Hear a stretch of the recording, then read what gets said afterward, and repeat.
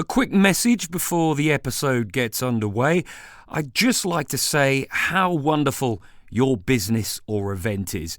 Our other listeners, of whom there are many, probably want to know about it too, right now at the start of the show. And isn't it great that you can use such a locally focused platform such as the RG10 Podcast to let people know about it? So why not advertise with us or sponsor an episode or series? Find out more at the end of the show. Welcome to the RG10 Podcast, brought to you by the people behind RG10 magazine.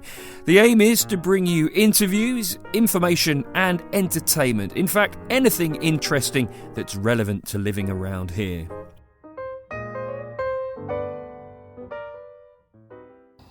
It's the oddest and biggest antique shop you could wish for. 50 years of mechanical transport just off the old Bath Road in Twyford, Berkshire. There you'll find vehicles of all kinds, from bone shakers to traction engines, the hobby and flourishing business of the Goody brothers, Harold and Eric. If you are of a certain age, you may well remember the Goody brothers scrapyard. It's no longer there, and what you'll now find is Charvil Country Park. The park covers 75 hectares and is reclaimed from old gravel pits. It's now a haven for wildlife. For example, it's got a couple of nationally rare plants and is also popular with bird watchers, with wildfowl and herons being the main attraction. You'll also see some magnificent examples of Brunel's railway viaducts spanning the many branches of the River Loddon. Now, a classic legacy of gravel pits are lakes, and Charvil Country Park is no different. For example, one of them is called Canberra Lake. Dug out over 50 years ago, it's got an average depth of about 11 feet. Now, just so you know which one I'm talking about, imagine you're walking out of Twyford, past the Wagon and Horses pub. You go over a couple of bridges, the second one called White Bridge, presumably because of its white railings, and on the immediate left you'll see a yellow barrier gate. Make your way through there, and Canberra is the biggest of the three lakes you'll find. And there's a good reason that the lake got its name, and it's due to an event that happened 70 years ago, almost to the day. The story starts 25 miles away at RAF Abingdon, now called Dalton Barracks.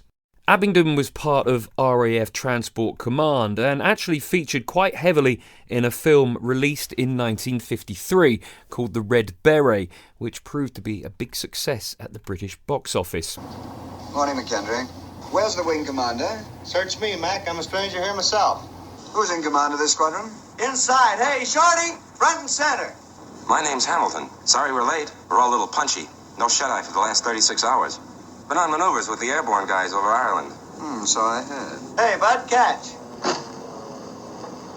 On 27th of January that same year, a twin jet bomber, an English electric Canberra, was taking off from Abingdon for a 2-hour training flight. This model of aircraft saw its first flight in 1949, and in 1951 it set a world record when it became the first jet aircraft to make a non-stop transatlantic flight. It was introduced to the RAF a few months after this, becoming the service's first jet-powered bomber. In Charville, 25 miles away from Abingdon on the 27th of January, the weather was 9 degrees, wet and windy. Eric Goody was standing at the entrance to his yard when he saw the Canberra, and what he saw wasn't good.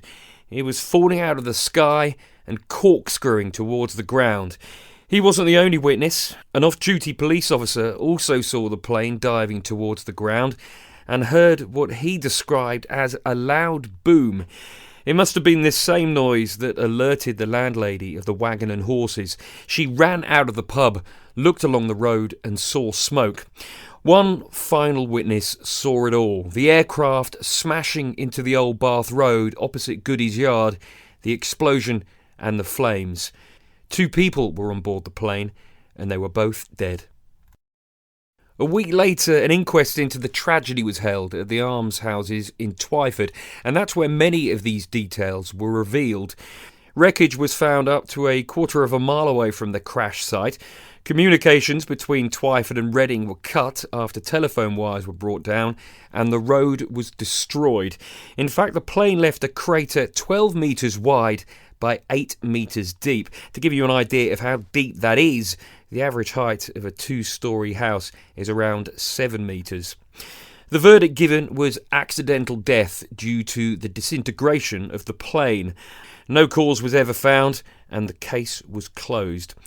I discovered other incidents of fatalities involving Canberra aircraft from around this time. In 1956 alone, there were 4 cases where Canberras were described as simply diving into the ground. It would seem that this incident in Charville was not a one-off. At the inquest, the last signatures of the 2 airmen in the book authorising the training flight were shown to the coroner by Flight Lieutenant W.S. Dossett of RAF Abingdon. This is what he said. "I trained the pilot on this aircraft. He'd done more than 1,900 hours flying, but on this type only 2 hours, this being his second solo with it. The pilot was 32 years old and left a widow and a 2-year-old son. The man who died beside him was the navigator on the plane. His parents had also lost an older son in a similar accident just 4 years earlier." So Canberra Lake was named as such to remember this tragedy, and perhaps we should be grateful for the skill of the pilot, because if the plane had come down just a few hundred metres in either direction, the death toll could have been far, far worse.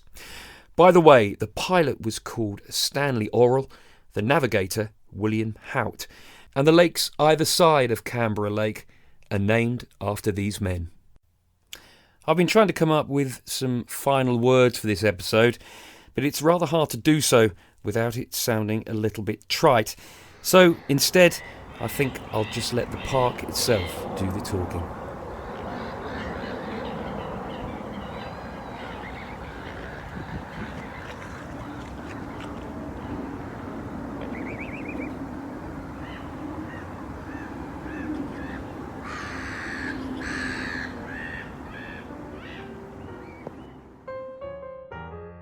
Thanks so much for listening to the RG10 podcast. We're now into the 4th year of the show and have built up a growing number of listeners and viewers. Yes, you can watch the podcast on YouTube and see clips on social media too.